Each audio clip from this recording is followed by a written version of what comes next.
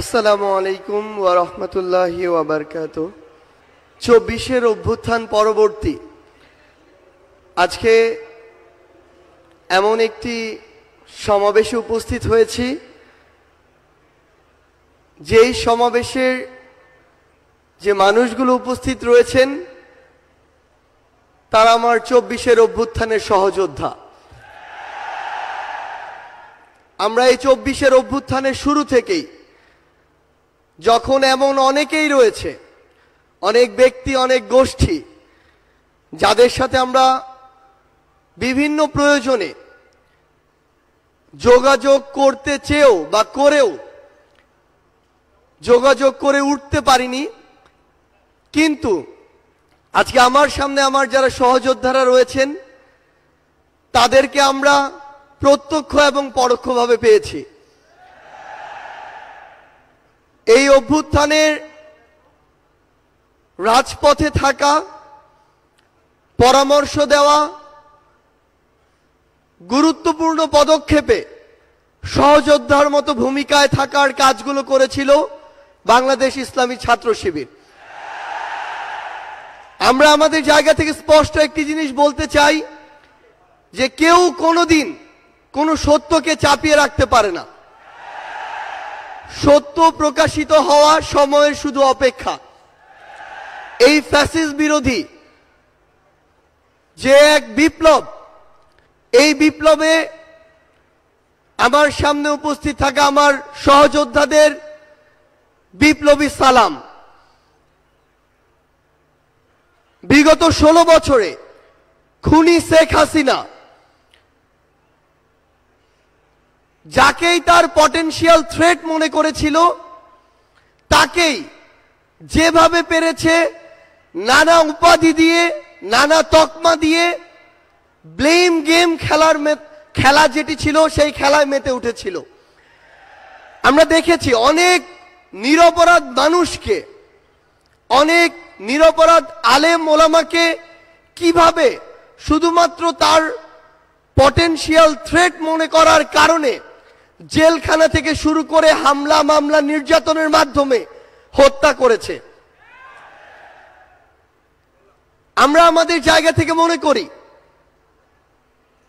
যে বাংলাদেশ ইসলামী ছাত্র শিবির সহ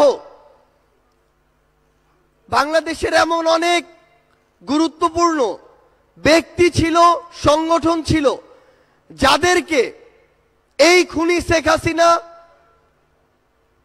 বাংলাদেশে, এই স্বাধীন দেশে বেঁচে থাকাটা তাদের জন্য দুঃসাধ্য করে রেখেছিল।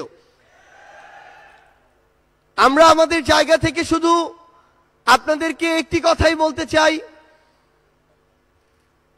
খুনি শেখ হাসিনা যেভাবে আপনাদেরকে সহ অনেককেই রিপ্রেজেন্ট করার চেষ্টা করেছিল, বাংলাদেশের বর্তমান প্রজন্ম সেটিকে কিন্তু বিশ্বাস করে না। বর্তমান প্রজন্ম ততটুকু বিবেকবোধ সম্পন্ন বলেই এই ফ্যাসিস্ট খুনিকে এই দেশ থেকে বিতাড়িত করেছে, এবং তার দেয়া প্রেসক্রিপশন আগামীর প্রজন্ম হজম করে না বলেই তাকে এই দেশ ছাড়া করা হয়েছে। আমরা বিশ্বাস করি আপনারা আপনাদের কাজের মধ্য দিয়ে পুরো বাংলাদেশের মানুষের কাছে আপনাদের গ্রহণযোগ্যতা সর্বোচ্চ পর্যায়ে নিয়ে যাবেন, এবং আমাদের সবকিছুর আগে, ব্যক্তির আগে, গোষ্ঠীর আগে, দলের আগে পুরো দেশের মানুষ এবং দেশের এই প্রায়োরিটিটি যেন আমাদের মাঝে থাকে। আমরা বিশ্বাস করি ২৪-এর অভ্যুত্থানে আমরা একসাথে হাতে হাত রেখে, কাঁধে কাঁধ মিলিয়ে, এমনকি পরিকল্পনার টেবিলে একসাথে বসে যেভাবে আমাদের কাজগুলো করেছি, আগামীর বাংলাদেশ গঠনে দেশের স্বার্থকে সবার আগে রেখে আমরা একইভাবে ঐক্যবদ্ধভাবে কাজ করে যাব। আমরা বিশ্বাস করি আমাদের চিন্তা ভাবনা যতদিন সৎ থাকবে, আমাদের কাজ যতদিন দেশ ও দেশের মানুষের জন্য থাকবে, ততদিন খুনি হাসিনার মতো যারাই আমাদের প্রতিবন্ধকতা হিসেবে সামনে আসুক না কেন, আমরা ঐক্যবদ্ধভাবে তাদেরকে প্রতিহত করতে পারব। আজকে এই কেন্দ্রীয় সমাবেশে আপনারা যারা উপস্থিত হয়েছেন, আপনাদের সকলকে এই অভ্যুত্থান পরবর্তী নতুন বাংলাদেশে, সংগ্রামের বাংলাদেশে আমরা সংগ্রামী শুভেচ্ছা জানাতে চাই। আপনাদের সাথে আমাদের আবারও দেখা হবে, যতক্ষণ আমাদের পথ সত্যের, যতক্ষণ আমাদের চিন্তা ভাবনা মানসিকতা ন্যায়ের, ততক্ষণ আপনাদের সাথে আমাদের আবারও দেখা হবে, হয় সংগ্রামের রাজপথে অথবা বিজয়। ধন্যবাদ সবাইকে। ইনকিলাব জিন্দাবাদ।